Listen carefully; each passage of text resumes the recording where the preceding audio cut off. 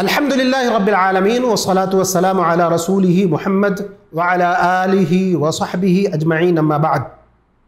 محترم اسلامی بھائیوں، ابو ذر رضی اللہ عنہ اسی طرح معاذ بن جبل رضی اللہ عنہ دونوں سے روایت ہے، وہ فرماتے ہیں کہ اللہ کے نبی جناب محمد رسول اللہ صلی اللہ علیہ وسلم نے کچھ نصیحتیں کی۔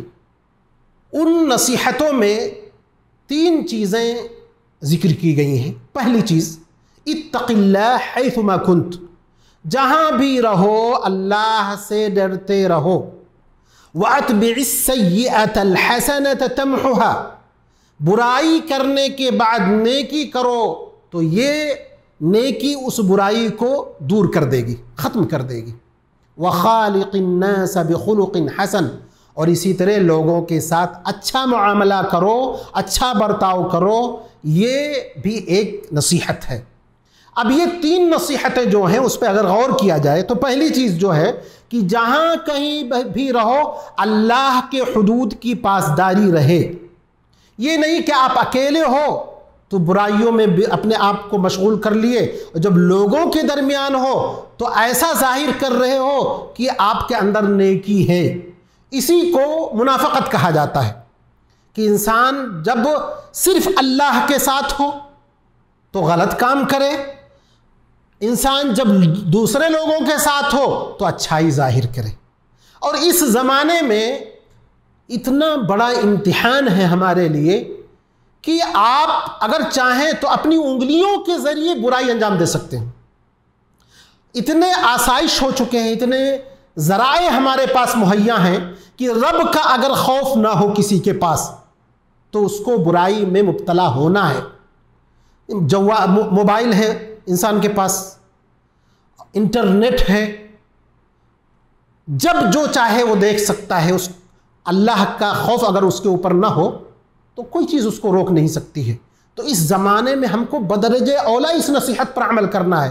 جہاں بھی رہو، پانی میں رہو، سمندر میں رہو، خشکی میں رہو، سفر میں رہو، حضر میں رہو، مسجد میں رہو، گھر میں رہو، اکیلے رہو، جماعت میں رہو، کسی کے ساتھ بیٹھو، جہاں بھی رہو اللہ تبارک و تعالیٰ کا تقوی اختیار کرتے رہو۔ اور تقوی کیا ہے؟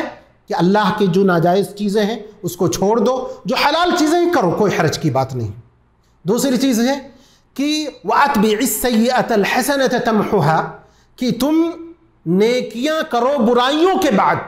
کوئی برائی ہو گئی، کوئی غلطی ہو گئی، آپ اس کے بعد فوراً نیکی کرو تو یہ نیکی برائی کو ختم کر دی، اس برائی کو بالکل ختم کر دے گی۔ لیکن یہ بات دھیان میں رہے کہ اس برائی کا تعلق اللہ تبارک و تعالیٰ کے حقوق سے ہو، بندوں کے حقوق سے نہیں ہونا چاہیے۔ ایسا نہیں کہ آپ نے کسی کا پیسہ مار لیا، اس کے بعد بے ایمانی کیا، اس کے بعد آپ صدقہ و خیرات کر دیا اسی پیسے سے آپ نے، تو آپ کا یہ نیک عمل اللہ آپ کے منہ پہ مار دے گا۔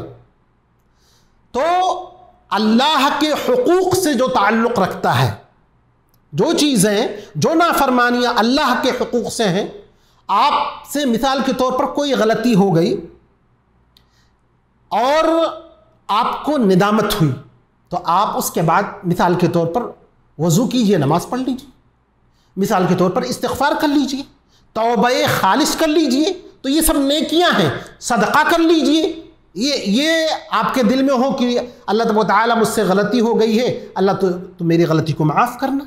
تو یہاں اس سے مطلب یہ ہے، یہ حقوق العباد، لوگوں کے حقوق اس سے بالکل خارج ہیں۔ اور تیسری چیز یہ ہے خالق الناس بخلق حسن، کہ لوگوں کے ساتھ بہترین سلوک کیا جائے۔ حسن خلق کا مطلب یہ ہے کہ سخاوت کرو، اپنی برائی کسی کے اوپر نہ ڈالو، یعنی کسی کو تکلیف نہ دو۔ کوئی آپ کو اگر تکلیف دے تو اس پر صبر کرو، یہ ہے حسن خلق کا مفہوم۔ تو یہ 3 نصیحتیں بڑی قیمتی ہیں، اللہ کے نبی جناب محمد رسول اللہ صلی اللہ علیہ وسلم نے کی ہیں، اور اگر غور کیا جائے تو پورے دین کو یہ 3 نصیحتیں شامل ہیں۔ اگر اس کے معانی و مفہوم کو انسان سمجھ لے، ہم کو بھی کوشش کرنا چاہیے کہ ہم ان پر عمل کریں۔ اللہ تبارک و تعالیٰ سے دعا ہے کہ اللہ تبارک و تعالیٰ ہم کو ان نصیحتوں پر اور نبی اکرم صلی اللہ علیہ وسلم کے تمام فرمودات پر عمل کرنے کی توفیق عطا فرمائے۔ وآخر دعوانا ان الحمد للہ رب العالمین۔